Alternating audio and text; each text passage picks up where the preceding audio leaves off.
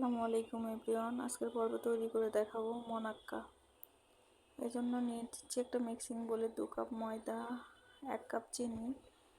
চিনিটা নেবেন স্বাদ মতো, যে যেমন মিষ্টি খেতে পছন্দ করেন। তারপর দিয়ে নিলাম 1 চিমটি লবণ, 2টা ডিম এবং 1 কাপ সাদা তেল। তেলের পরিমাণটা একটু বেশি দিতে হবে।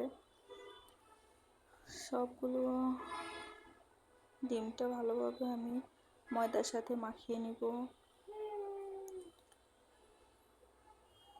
মাখা নেওয়ার পর দেখা যাচ্ছে যে আমার একটু পানি লাগবে, আমি একটু দিয়ে নিচ্ছি পানি। তারপর সবগুলো পানির সাথে ময়দাগুলো ভালোভাবে মাখাবো। মাখানো দেখা যাচ্ছে যে ডিমের গন্ধটা যাতে না থাকে, এজন্য দিয়ে নিলাম একটু গোলমরিচের গুঁড়া। তারপর দিয়ে নিচ্ছি কালো জিরা। এবার আমি উপকরণটা নিচ থেকে উপরে খুব ভালোভাবে মাখিয়ে ডো তৈরি করব। খামিরটা একটু শক্ত হবে, খুব বেশি নরম করা যাবে না, তাহলে কাটা যাবে না। এবার আমি আধা ঘন্টা রেস্টে রেখে দেব। আধা ঘন্টা পর দেখব কেমন হয়েছে খামিরটা। দেখেন কি সুন্দর সফট হয়েছে। এবার আর একটু মাখিয়ে নিব। এবার আমি লেচি কেটে নেব ছোট ছোট টুকরো করে। লেচি কাটার পরে আর একটু মাখাইতে হবে, ডোগুলা ভালোভাবে মাখাইতে হবে, তাহলে আরও সফট হবে। মাখিয়ে নিচ্ছি।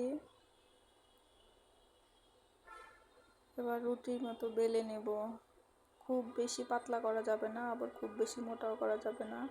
কালো জিরে দেওয়ার কারণে দেখতে পাচ্ছেন কি সুন্দর লাগছে এবং স্বাদটাও অনেক বেশি হবে।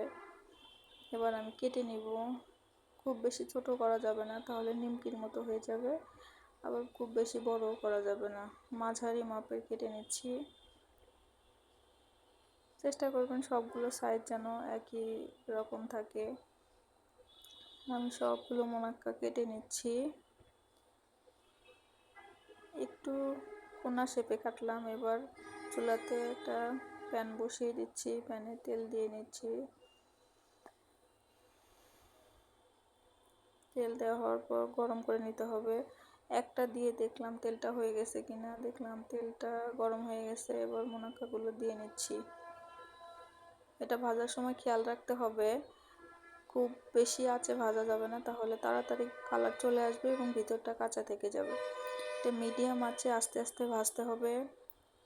আস্তে আস্তে দেখা যাচ্ছে আমার মোনাক্কাগুলোর কালার ব্রাউন কালার হয়ে যাচ্ছে। আমার হয়ে গেছে মোনাক্কা। আমি খুব বেশি ভাজবো না, কারণ এটা এখনই সার্ভ করব। আর যেটা আমি রেখে দিব সেটা একটু গাঢ় করে ভাজবো, ভেজে নেব। দেখেন এটা একটু কড়া করে ভেজে নিয়েছি। এগুলো আমি একটা এয়ারটাইট বক্সে রেখে সংরক্ষণ করব। এটা 10 থেকে 15 দিন সংরক্ষণ করা যায়। আমার ভিডিওটা ভালো লেগে থাকলে লাইক দিয়ে পাশে থাকবে।